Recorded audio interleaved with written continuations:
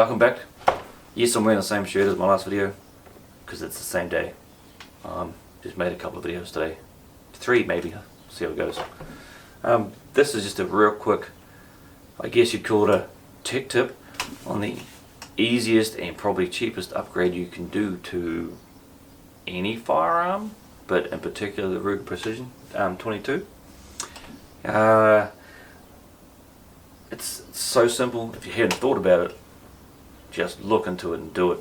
The Ruger Precision 22 is the easiest because it already has a threaded bolt knob. Now, the factory one is fine. There's nothing wrong with it. I found it a little bit bulbous. But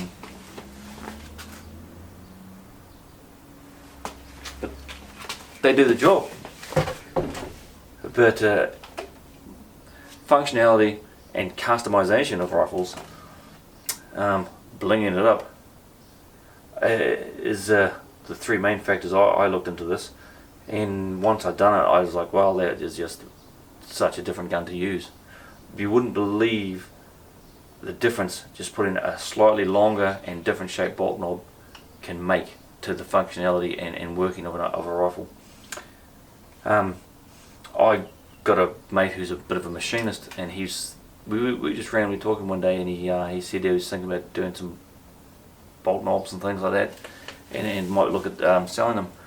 I was like, oh yeah, cool as. I said I had got a couple of guns, and it just somehow came up in conversation that I knew this was removable. So I said, oh, one of my guns is actually ready to go. You can just unwind the factory bolt knob. And so I got the thread off, which is 3 by 16 times 28 or something silly. You American guys, you get with the metric system. It's so much easier. 5mm, 4mm, 6mm. But never mind. So he buzzed me up a couple, and he sent me a box of them over.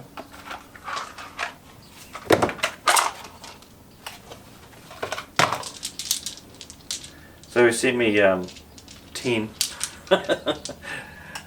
different variants and versions of the camera doesn't want to film, but different thread pitch, or the same thread pitch obviously, but different variants of segmentation and how grip patterns on them.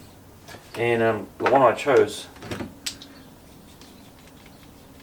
is a very basic, and he's just machined out about 1.5 inch long groove and wrapped it in carbon fiber wrap. Aesthetically, it looks beautiful, absolutely stunning as far as I'm concerned. The fit and finish, brilliant. The taper lines up with the taper on the bolt, because the bolt's got a little taper.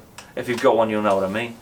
I'll zoom this in shortly and set it up so you can see the autofocus on this camera is very slow. But obviously, chamber leg, cold gun. Just by putting a longer bolt in, the leverage you have. Here's the 22.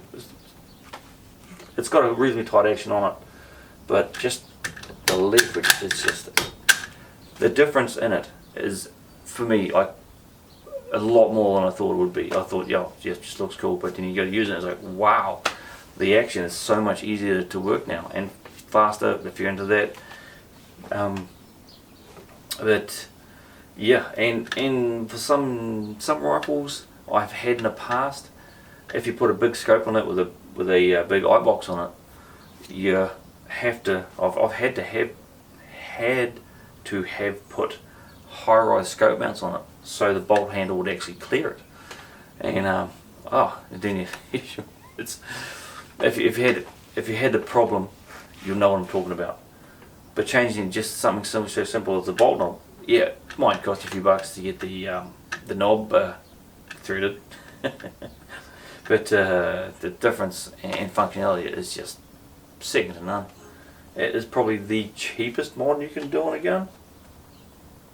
yeah, I'd say, and so effective. But yeah, that's pretty much all I had to say about it. And Phil's Tech Tip Corner. Try it, and you might be very surprised. I was. and they're very relatively inexpensive. Just a quick Google search. They start in the US, I think about $10 or $15. But if you get the real high-end, wanky ones, the diamond encrusted, gold-tipped Gucci ones, you'd spend hundreds of dollars.